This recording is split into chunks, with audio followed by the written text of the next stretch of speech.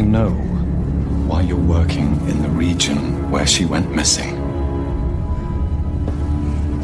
You're still looking, aren't you? Come on! You killed that guy! Because he was going to kill me, you saved my life. This is about survival. Do you understand? Samuels, listen to me. It's not safe here. Seegson's got this place locked tight. They're goddamn androids. They're killing people. That's impossible. It's contrary to primary synthetic programming. I've seen it, Samuels. I guess Seegson's got a different idea about synthetics. Listen to me. We don't have to do this. Stop it, Mother! Marlo, please. You heard what your mother did. She understood. If she was here, she'd be helping me.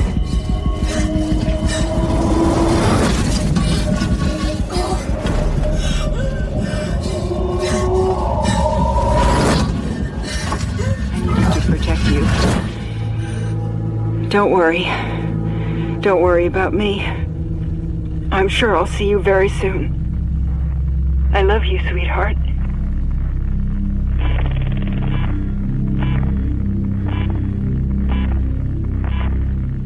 Welcome to Perfect Organism, the Alien Saga podcast. I'm your host, Jaime Prater, and I'm joined by my co-hosts, Patrick Green And Christian Motzka.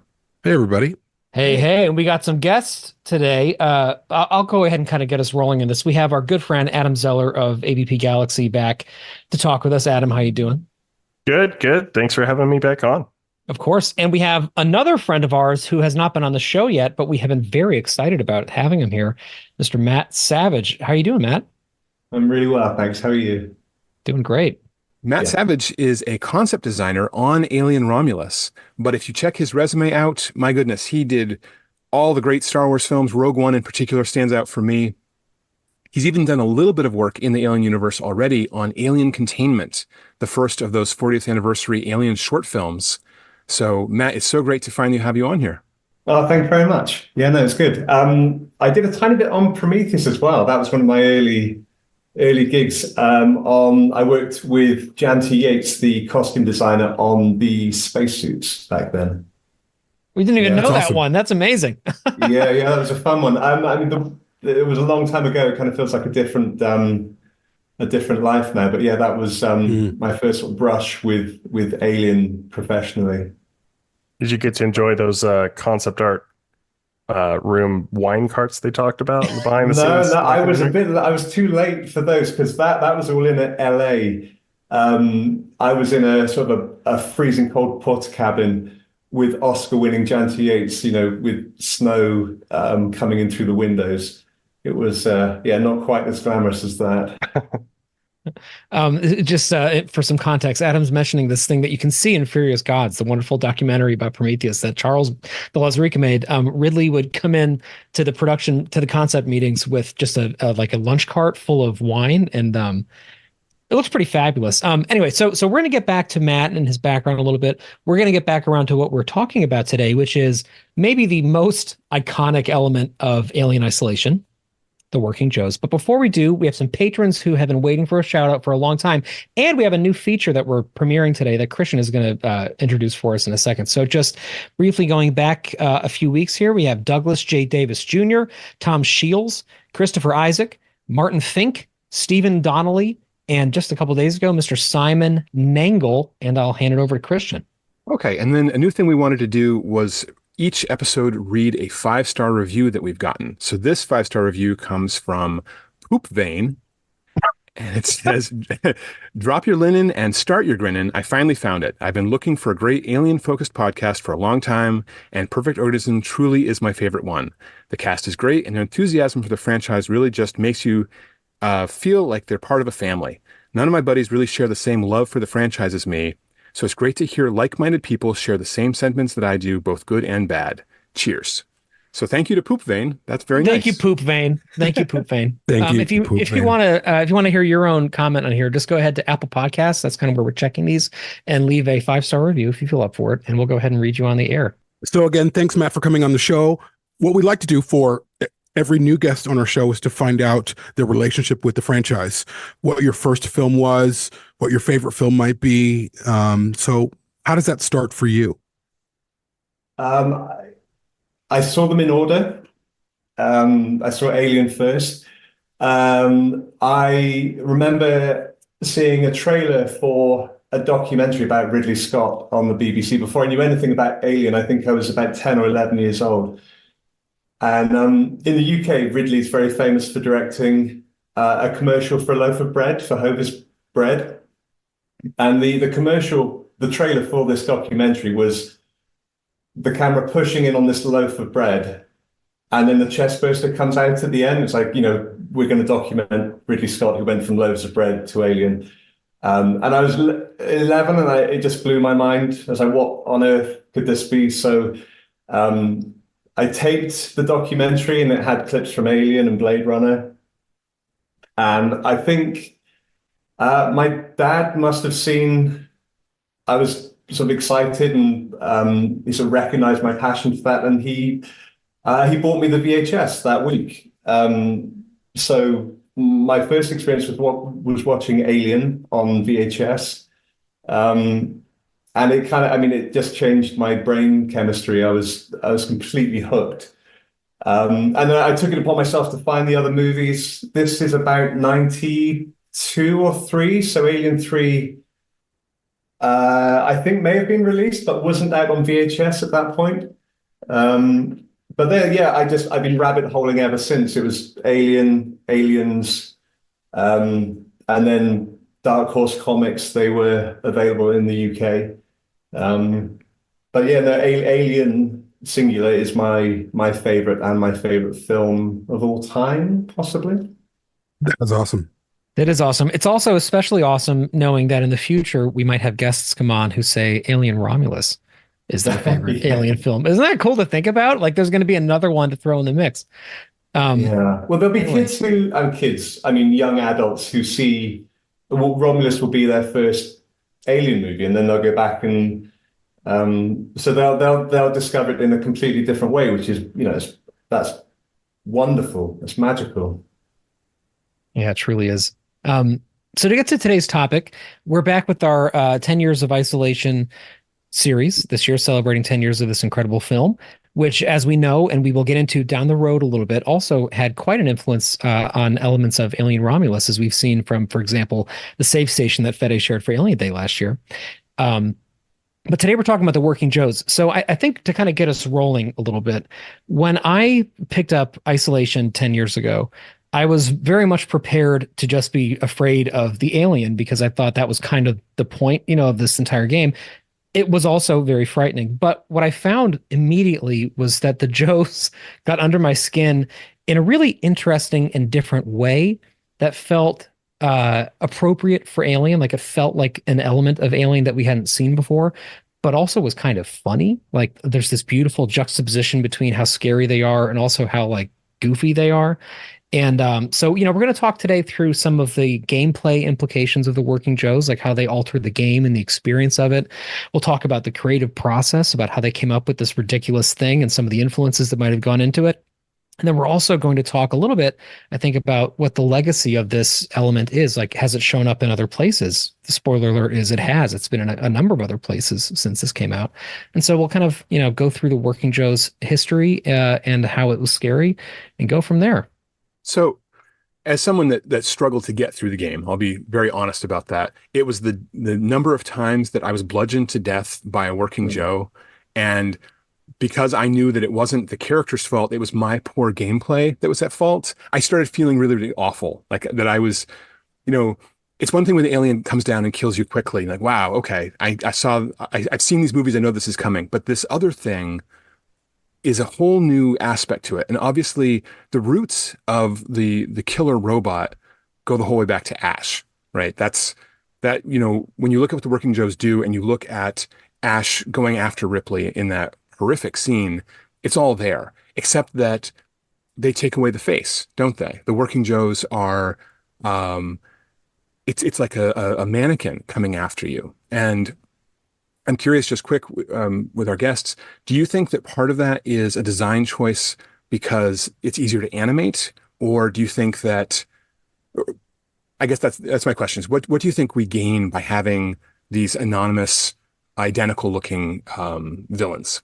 I think, I mean, they look like a cheaper model than an Ash model. So they're going to be more twitchy. We know Ash was twitchy, so they're going to be worse.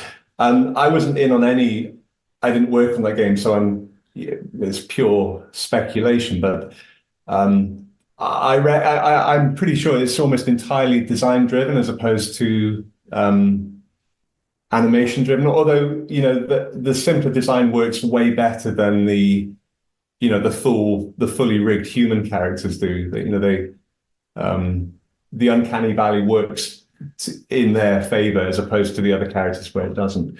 But they're great. I think they work better with the game as a first-person game, where it was temporarily a third-person game, as a first-person game when they strangle you. You know, it's on a big TV in the dark. It's as good as being strangled.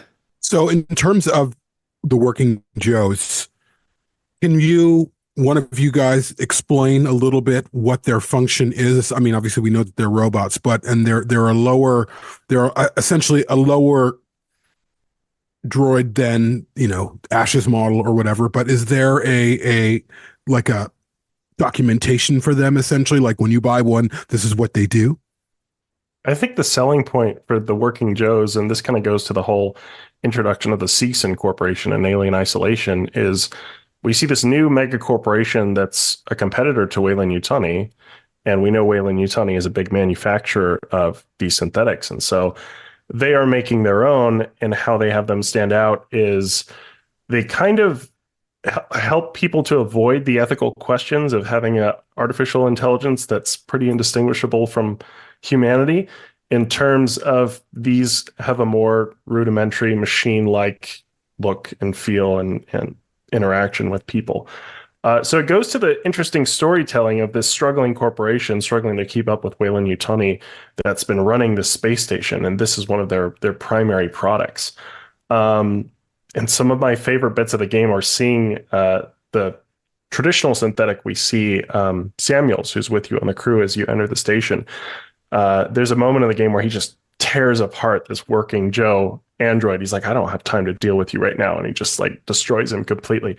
But yeah, I do think their look is really striking. It plays up the survival horror aspect of the game, just having these polite, white-faced things slowly walking after you with an intent to kill you, and that's part of the fear too. Is they are killing people on the station. Even Samuels is surprised by this at first. So yeah, it also, I think it kind of plays to the older horror movie, maybe a tribute or a vibe like that, like Halloween, just a slowly lumbering killer after you. Synthetics only. Right. Then I'll have to find a way to talk to Apollo directly. Biocontainment hazard level Omega. All permissions rescinded. I don't have time for this.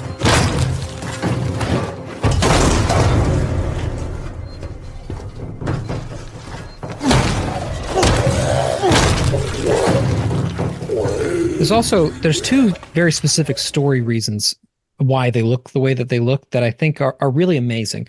So first off, you learn a lot about Seegson and how it operates because the Working Joes are so rudimentary, and because they try to cover that up by selling it as a good thing, right? So a major difference between a Working Joe and, for example, a Hyperdyne model like we see in the films is the Working Joes are not independently intelligent in any way. They are all feeding into the Apollo system. So they're in a centralized artificial intelligence, which is much cheaper because it's like a centralized, operating system that just beams things out. So they're cheaper in that way. And they just look, ridiculous. Like they look very clearly inhuman, which Seegson likes to make it sound like is because they want people to feel more comfortable knowing that they're clearly talking to, a non-artificial person kind of, but what ends up, the reason for it is because they just don't have the money, because they're just, siphoning money all the time. They're just hemorrhaging it everywhere, which you learn as the story goes on and you read more of the journal entries and the diaries, that Seegson has been cutting corners just all over the place.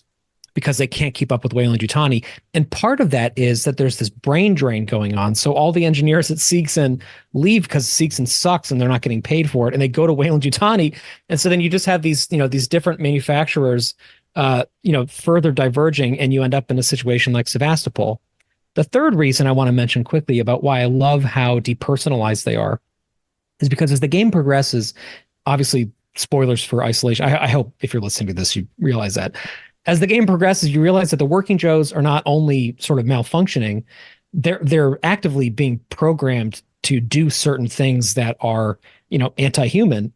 Similar to Special Order 937, we have another Special Order in this game that comes to light as it goes on, and you realize that the working Joes are becoming instruments of the company, actually, in a really interesting way too. So I think, had they all been unique looking and more like Samuels, who is this, incredibly just lovable, wonderful character who's also artificial, you would kind of see them as more human and less company artifice. The last thing I'll say quickly that I love is when Samuels confronts a working Joe, or a bunch of them, ultimately, you realize how cheap they really are because he just rips them to shreds.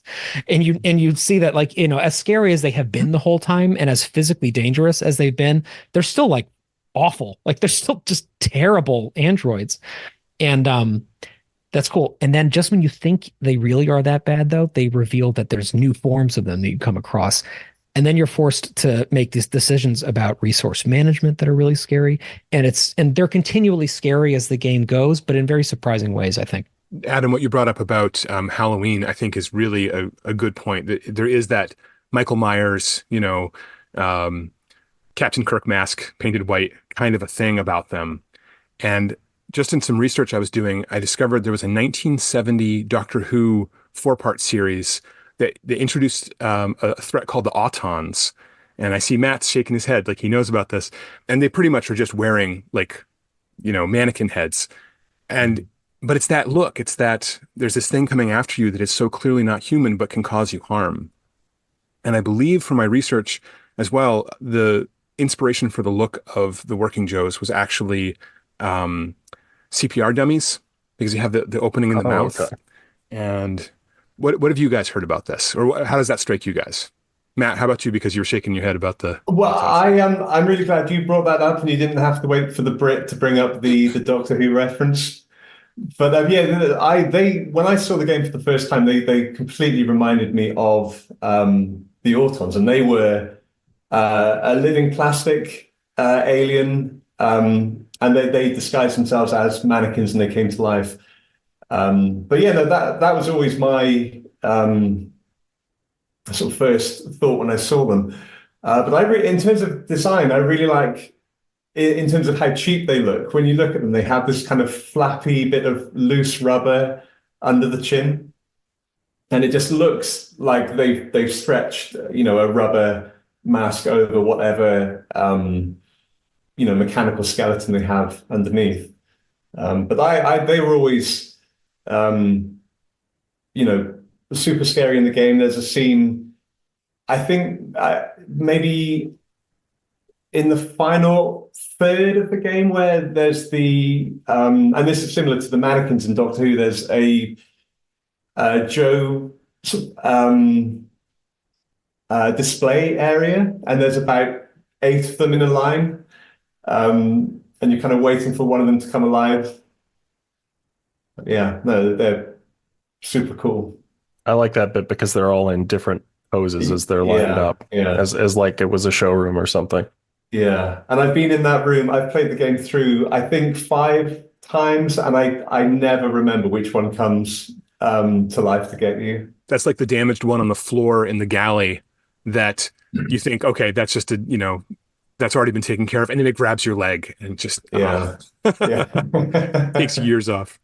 I was just thinking about the idea of working alongside a working Joe, or even an artificial person, and how terrifying that would be. Like, for me, I would much rather a working Joe to look like a robot, like more traditional. Mm-hmm. Like, I don't need like the hair, the rubber. Like, to me, that makes it terrifying. If it looks more industrial, fun, rudimentary, and it can walk around and do whatever, but it looks like a droid, I would be much happier seeing that in a warehouse on the street as opposed to this thing that looks like one of us but isn't walking towards us. I couldn't even, I mean, I think I've been thinking a lot about like droids in the Alien universe, and certainly, of course, as Romulus is coming up, we're still going to be playing in that sandbox, but how terrifying that is. Can you imagine walking into a room and someone's talking to you and they are all machine? I don't care how great they are. That's fucking terrifying. Because you just don't know from one moment to the next, is this thing going to malfunction? What's it going to do? And it's way stronger than I am. So like a gorilla, it could tear me limb from limb. So when I think about isolation, I've played isolation a couple of times, like for like 5 minutes. Like I'm just not a gamer, as everyone knows. But I thought a lot about being in the design or being in this space with those things and how terrifying that would be. Alien notwithstanding. I mean, again, you have another alien or several that you have to deal with, but then you have the man-made aliens that you have to deal with as well. And that dynamic that Dan O'Bannon and Ridley Scott set up for Alien, they really did an incredible job bringing that atmosphere into a bigger space station where you have tons of them. You don't know what they're going to do. They're probably going to kill you, but you're not sure. That's terrifying to me. Listen to me. We've got to reestablish long-range communications. You're becoming hysterical. Get back! I'm warning you! Tut, tut. Let's resolve this amicably.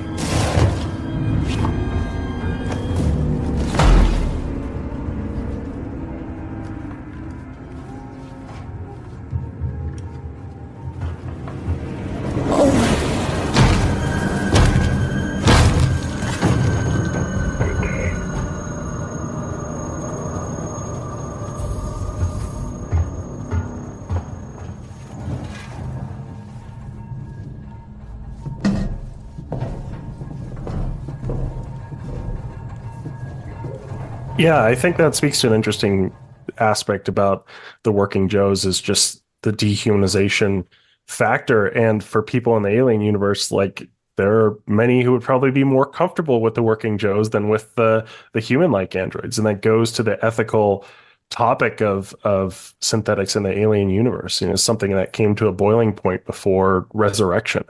So I definitely think this adds to that discussion in the universe and really expands the lore in an effective way. And Ripley's reaction to Bishop when she discovers that he's an android in Aliens makes so much sense when you realize she's been fooled once and almost murdered, and how strong and frightening Ash was. And then everyone's like, oh, what are you talking about? What's the problem? You know, oh, it malfunctioned. You know, that kind of, they just mess with her. So the whole time when you're playing Isolation, it's a quarter or a third of the way into the game before the Working Joe's turn. Maybe it's not that far, but in my gameplay, it seemed like a long time. When suddenly they go from being kind of a nuisance, like you're trying to get through the ship or get through the station, and you have these protocol droids, really, you know, that are telling you that you don't have your paperwork up to date or your clearance or whatever. And then all of a sudden you're in an event and you see one of them murder this character, and everything changes. Because you'll see 4 or 5 of those in a hallway, and my kids can get through it, but I can't. I always get grabbed, and then they just beat me to death, and it's terrible. This is bad radio, but I have a CPR dummy mask, and you can just see, you know, that the mouth and the nose, it's horrifying. It's quite honestly horrifying. So that goes to the cheap factor you were talking about, Matt, how they just have this little gap in their mouths, and their mouths don't move at all. Their mouths don't even move. And, you know, there's design iterations of the Joes that are in the art book. Once again, great radio. I'm showing a book right now, but you can see how they originally had hair, and they would have this sort of Anton Chigurh from No Country for Old Men haircut. And I'm really glad they got away with that, because it really feels like they're so foreign to us.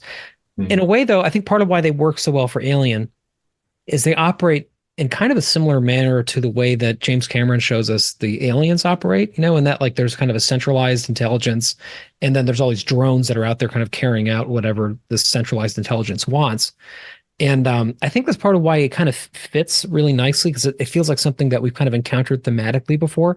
But to me, one of my favorite things about Joe's that I want to bring up is the dialogue. I think it's absolutely hilarious that they're so shitty, these androids, that they can't even freely speak. Like, they have pre-programmed things that they just say all the time, like a speak and spell. You know what I mean? Like, it's absolutely hilarious. So as you play the game, you're continually getting spoken at by working Joes. I say spoken at because Amanda can say whatever she wants to them. It's not going to modify what they're going to say to her. They notice things that are like out of protocol. They notice weapons. They say, oh, you made a mess. I have to go clean it up. Like, you're not supposed to be over here. And a lot of the time, what they're saying is actually marketing speak for Seegson. Like, they say, like, make sure you ask about our upcoming product line and things like that. And they say these things while they're actively suffocating someone. It's just a wonderful juxtaposition that I think, and the fact that they have British accents too is just so funny. There's just this almost like Jeevesian aspect to them, where it's like it feels like they're kind of there to do the bidding of people, but they're so terrible that they're malfunctioning and unbelievably inhuman. And one other thing I want to kind of throw out there is I love how, as you go on in the game and you learn more about them through diaries and journal entries, you realize that the problems with these things didn't start like recently. Like, they have always been a mess. People are complaining that their Seegson model android isn't working properly, that it's acting aggressively. One guy gets attacked in his apartment by one, right? It goes through the door and like attacks him, and he calls it in as like a security issue. And then we find out that somebody's been murdered by them, like Christian was mentioning. And then it sort of turns from this sort of funny, cheap nuisance into something really threatening. And of course, as you go on in the game and you go deeper into Apollo, the operating, system driving the whole, installation, they become not only more numerous, but more dangerous and more durable. And then you start to see where the money went. You know what I mean? Like, the money didn't go into making them, like really helpful. The money went into making them carry out orders that a company would issue.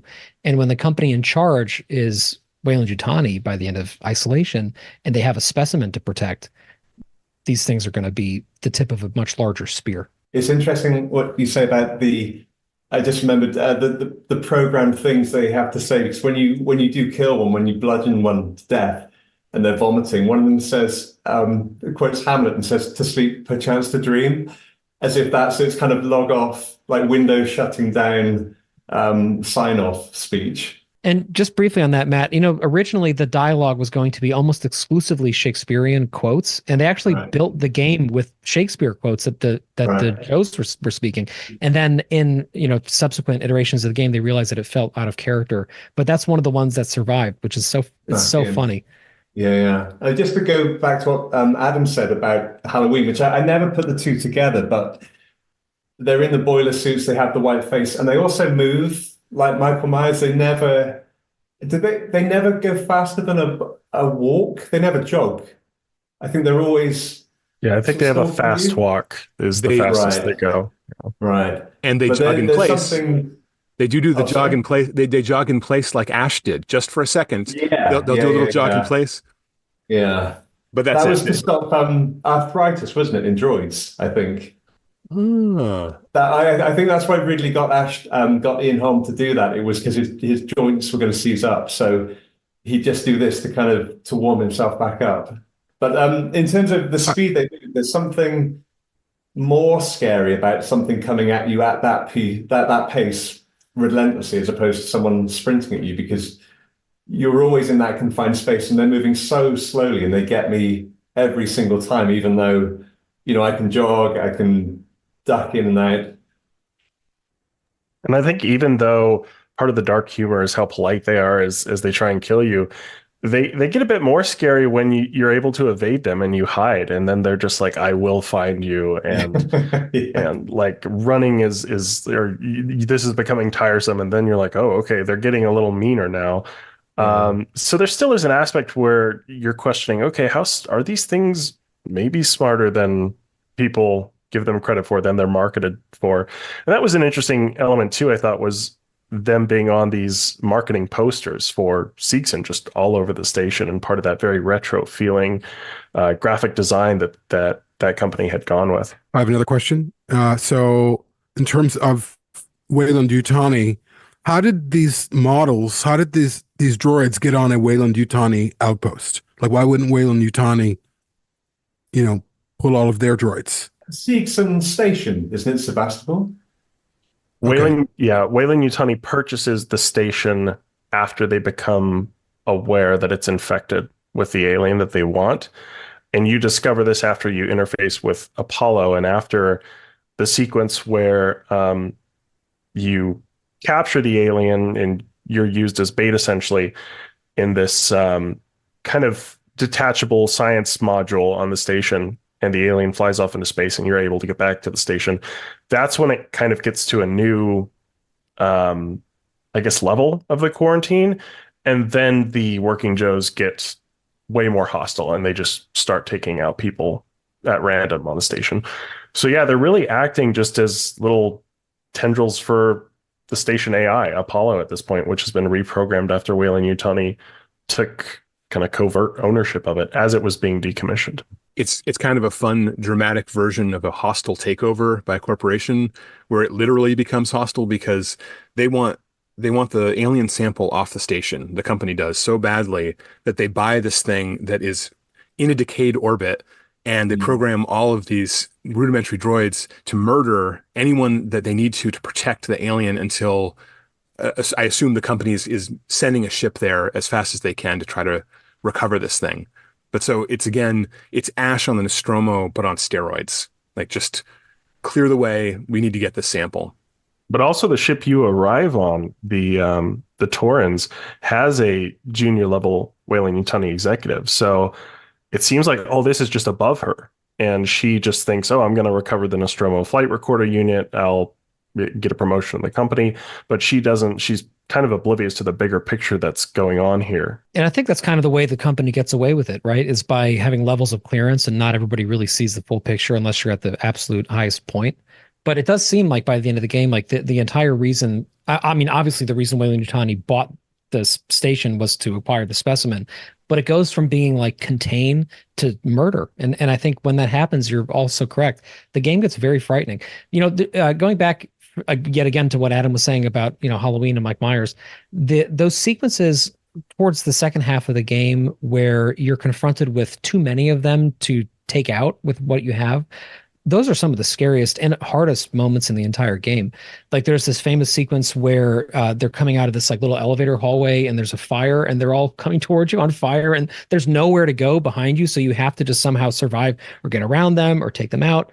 And like later when you're in the Apollo Corps section, like there's just too many of them to deal with, and they're so hard to kill. And that's what I love.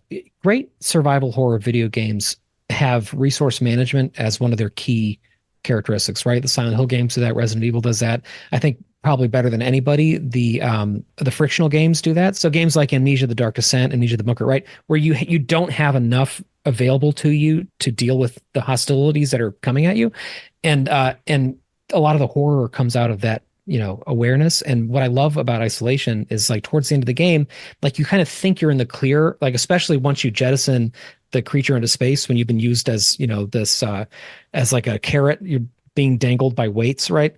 And you think you're kind of in the clear, and then it's like the entire station goes into like kill Amanda Ripley mode. It's very, very scary. And that section you mentioned when they're coming through the fire is kind of signposted because they give you some Molotov cocktails. They give you all these resources in that room, and something really, if they're being that kind to you, they're going to be horrendous to you as soon as you've collected all those elements and opened the door. And you also know it's not going to work because anybody who's tried to use a flamethrower on them knows that line of dialogue that they burp out, which is like, I'm built to withstand temperatures up to, 1,000 degrees or something like that. So it's not going to work. Well, what's worse than a working Joe coming towards you is one on fire. Yeah, I think the heavy ones are immune to EMPs and fire. But the easiest way to take out the working Joes in the game is very satisfying too, is just a single shot with a bolt gun to the head. And that almost always will take any of them out in one shot. You have that. Is it in Apollo when you lose nearly all your weapons, when you go into the core? I think, and you have to shed your weapons at a sort of a weapon station before you go in. So you've got, I think you've got some EMPs, but at that point you don't really realize the EMPs don't work on the insulated sort of heavy ones. So I was throwing I was wasting all my resources on insulated Joes. Yeah, that adds for extra attention in that part. And I think there's one way you can take them out. I think you can electrify the floor with one of the computer consoles. So if they're at like a specific part of the floor, you can zap them. I think I'm remembering that correctly. I'm not. Yeah. I hate that section. That's just there's nothing fun. You just have to get through that whole sort of weaponless area. So the Working Joe really is the breakout star of Alien Isolation as far as where we've seen it since then, right? We have the idea of a Working Joe being a soldier in the Defiance series from Dark Horse. There were these Weyland-Yutani soldiers that were actually androids, and this character of Davis who comes out of that and then has all sorts of adventures in different comics and books. And then the video game Aliens Fireteam Elite takes a similar idea. It gives us two things. We see pretty classic looking Working Joes as androids on this planetary colony, but also we have a couple of guys they're colonial marines that are androids, and they have that sort of lineage, and that's kind of gone places as well. Am I missing any that you guys can think of? Oh, and of course, Dark Descent has Working Joes.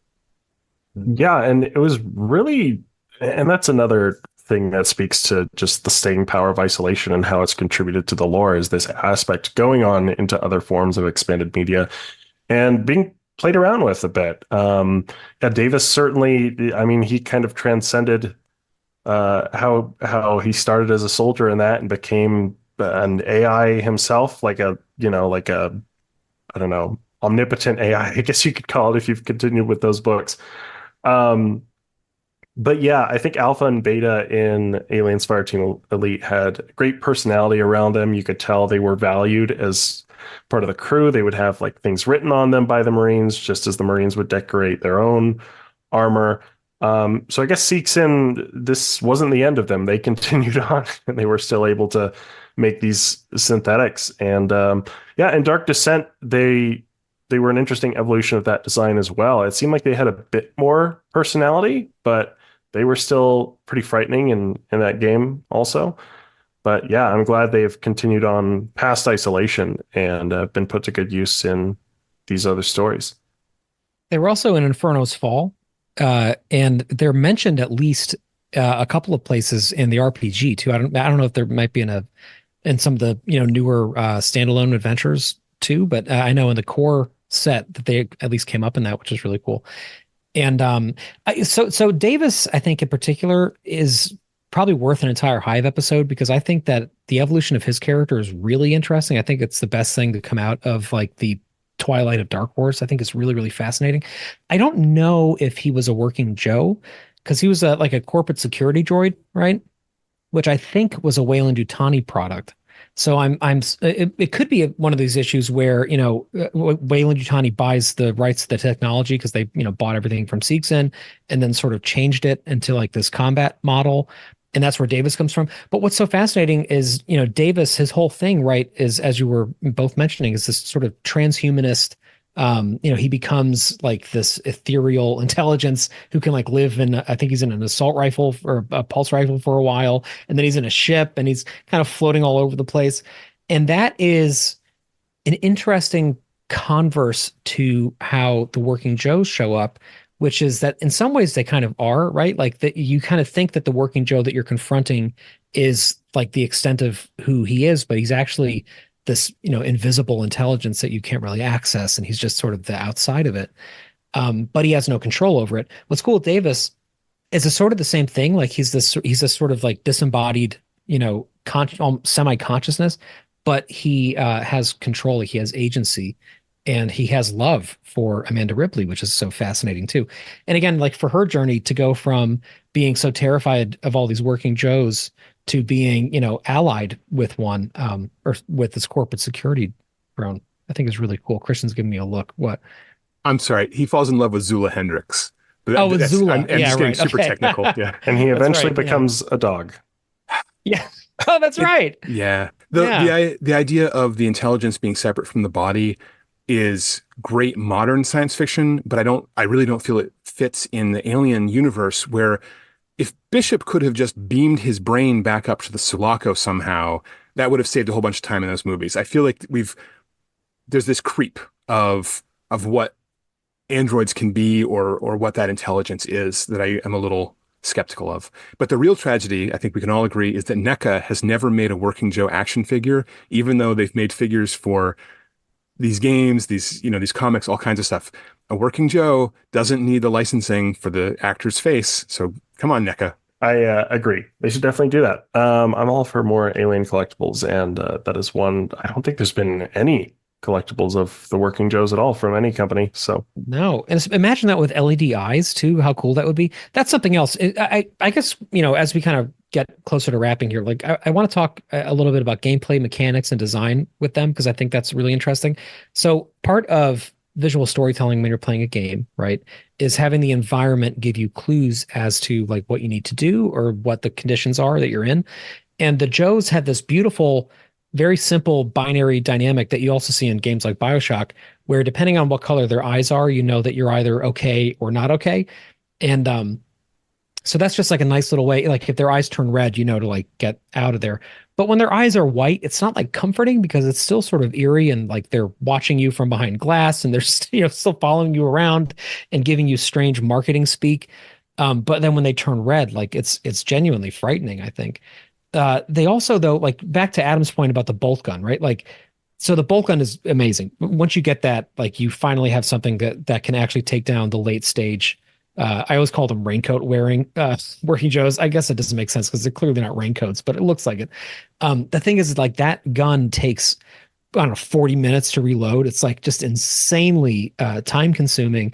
And so as there are more Working Joes coming at you, and like we've been saying, they're not coming any more quickly. Like they're just still very slowly advancing towards you. And you're sitting there with a stupid bolt gun trying to get the bolt back into it. You're in all these wonderful situations where the game is taking power away from you, and you have to kind of like fight to get it back again. So maybe that'd be kind of a cool little late stage thing here to talk about, is how we dealt with them and how we found out, for example, that, my favorite thing early on is the stun baton. I just used the shit out of that. But what are some other things that, those of you who have played it have done to kind of deal with the Joes? I save everything and then just waste all my ammo and kill all of them. Just clear the room. I can't hide. It takes too long. It's too scary. I save everything up and just waste it all in one go. Just clear the room. Clean house. Yeah, it is nice to get rid of them so you don't have to deal with them later, as opposed to just hide from them or try and navigate around them. But that's also a valid strategy as well. I would always try and hit them with the stun baton and then beat them with the wrench before they recovered from it. And that was part of the tension, as you were trying to get as many hits in as you could before they grab your hand and start fighting back. But yeah, that doesn't work against the heavy ones. So it's all about that bolt gun. And I love the sequence when you're in the reactor and there's all this rain coming down and these energy strikes that look like lightning. It's just such a dramatic scene. And they're all just on these catwalks slowly walking towards you. And with that bolt gun, you just have to charge every shot, and you only have a specific amount of bolts. So you better hope you land each shot. So yeah, dealing with them was a really interesting part of Isolation. I mean, one of the things I was a bit concerned about with Isolation was the whole aspect of not being able to kill a xenomorph. I mean, that's a core part of the game, and I think that's really important for the terror factor of the alien. But if you're only dealing with this alien the whole time, I think even that would have worn out its welcome. So to have these other enemies, like the Working Joes, like the human survivors on the station, just adds to the different kind of encounters you can have, I think. And there's always that threat of the alien, where if you're dealing with these groups in a specific way, if you're too loud, if too much commotion happens, the alien will show up and cause this chaos in the scene. I also love the encounters between the Working Joes and the xenomorph when that happens. They don't really like fight each other or anything like that, but the Working Joe will just kind of look at the alien and be like, "What are you? I'm going to report this," or something like that. And the alien will just maybe stand and look at it, but move on and be kind of unfazed about it. Do the Joes have AI in the way the alien has AI? So are there two AIs trying to work out how to get past each other in a corridor when they do meet? Do you know? I believe so. I know there was a YouTube video, I think it's AI in Games or something like that, that talks about the AI systems of that game. But yeah, I believe they're separately built AIs, and the alien one is more intelligent.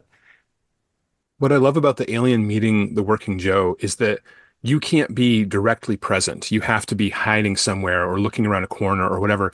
And so it's the most bizarrely, like, I feel like I'm accidentally hearing something that might be happening all over the station. Like it increases that belief that this is a real place, because this working Joe isn't talking for your benefit. You know what I mean? It's just a nice thing when that happens. And I don't know, they went to such great lengths to give. I mean, they made sprawling maps for the station that you can actually move through, but there's the implication that you're still only scratching the surface of how large this place is. And so anytime that they're able to, whether it's things you find on a table that are distinct or unique for that location, or like I said, when you can hear something happening through a vent or whatever, it just expands that world in a really wonderful way. So as we wrap up, is there anything else, any other Working Joe horror stories or anything we've heard about? I mean, like you were saying, Patrick, about the terrible wig they were going to put on them and how much it looked like the character from No Country for Old Men. It's just a terrible, like, Prince Charming kind of wig. I don't know why they had that idea. I think at the end of the day, as terrifying as they are, that's just one aspect to them. Like, there's another sequence in a middle part of the game where you're going into, you need a specific tool and a working Joe has to get it for you. And you have to wake one up for this pod. And Amanda Ripley's like, no, play nice, please. And nothing really happens with that one. You just follow it and it grabs your equipment and then it walks onto an electric floor and dies. And that's it.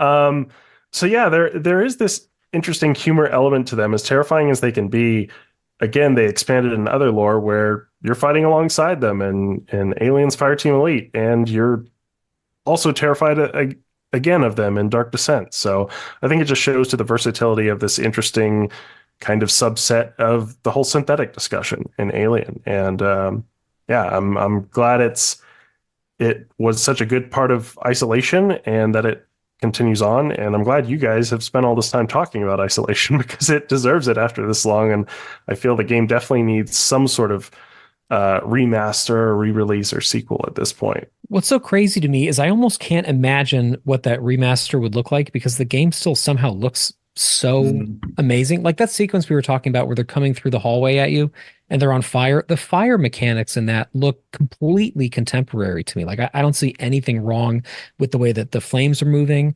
with the way that the Joes are moving, with the environment, with the lighting and shadows. It's really such a technically incredible game that I want it to be remastered as well. I would love to get like the Dead Space treatment and have this incredible kind of creation of the game.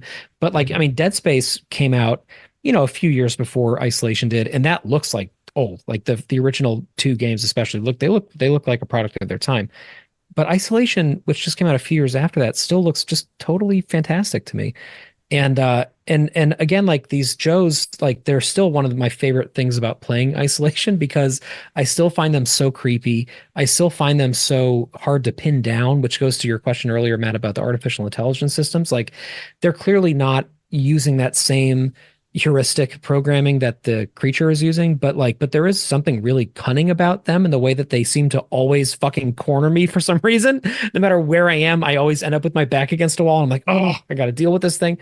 They're very, very scary still to me, and still very funny. Like we were mentioning, when they run into the alien, which happens all the time, they complain about the mess the alien makes, like, oh, I'm going to need to clean this up now, And meanwhile, you have this 8-foot tall monster just walking past this, this Joe. And then also just the other thing I want to, kind of draw attention to again is the gameplay implications of the Joe as a member of the environment, as opposed to like an adversary. There's so many passages in this game. Like especially there's one I'm thinking about, which is like a 3-story hallway that you need to get up. And there's a save station at the bottom of it. And like the first time I played this through, I had saved at the bottom of the stairs, and there was a working Joe on the staircase, and the creature was also in the stairs at that point. And it took me like 2 weeks to figure out how the hell to get out of the situation without having to revert to an earlier save file, because the Joe was just constantly drawing attention and constantly like knocking things over and making noise, and also like negating the only hiding space that I really had. And so like it would just keep coming around the back of this billboard that I was hiding behind, and then the creature would hear that and come over. It just makes the game even more complicated and even more interesting. And I think that is really a testament to the way that they programmed these things to work. Like they make the game more fun, which is pretty freaking cool. In addition to just being perfectly at home in the Alien lore. And, I would love to see them show up in a film at some point. I think that'd be really cool. And, who knows if they will. As we're closing out, I just want to draw attention. There's an Instagram account called, all one word, Alien Isolation Universe. And the people that run it just go through the game and take amazing shots of the architecture or, the mess on a table or whatnot. And it's just a great way, as someone who struggles to get through the game, to keep going back and remembering this game is gorgeous and so much work was put into it. So I just want to throw that out there for anyone that wants to refresh on exactly how much crazy detail they poured into this game. Yeah, it's something I love to revisit. I do virtual photography where I like to take screenshots in video games, and there's a specific kind of injectable software tool you can use on the PC version of Isolation that allows me to be invisible to the alien or just fly the camera around the environment. So it's been a great way to just see those details up close. I think that's the thing with me in that game is ever since seeing the movies when I was a teenager, I'm always trying to continue that experience or chase that high I had when I saw the films for the first time. So walking around the Nostromo in the DLC and any of the levels, it's it's everything I wanted when I was 13 years old. And as Patrick was saying, it still looks amazing. The lighting system is still, remarkable. I could spend, all day mooching around Sebastopol. And yeah, I agree with you as well, Patrick. It's aged really well. If they were to do a remaster, I would expect something pretty minimal and straightforward, like 60 FPS, 4K, something like where they took Resident Evil 7 and ported it from PS4 to PS5. And VR support, because I have played the VR mod for Isolation, and that is an awesome way to play. That sounds so scary to me. I literally don't know if I could do it. I would, but I don't know if I would survive. Yeah, it would be cool to see like ray tracing, maybe like some, really modern things in this game. But when all is said and done, it's such a testament to how well it's held up that we're kind of reaching for things to do to make it feel more modern than it already does. Anyway, I guess with that, we can kind of pull this station into its decaying orbit and call it a day. What do you think? Thank you guys for coming on the show too. Yes, thank you so much. Thanks. Not a problem at all. That easy. Yeah, this alien and this Alien Isolation, talk about it all day. Definitely. And thanks for having me back again, guys. We're going to have you back on ours. And it's always fun to come on. Yeah. All right. Can't wait. See you soon, everybody. Thank you.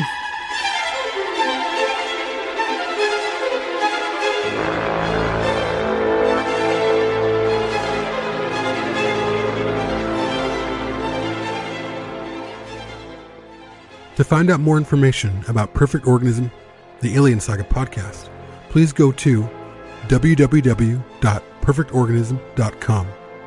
If you would like to support the show, please go to www.perfectorganism.com/support. Thank you.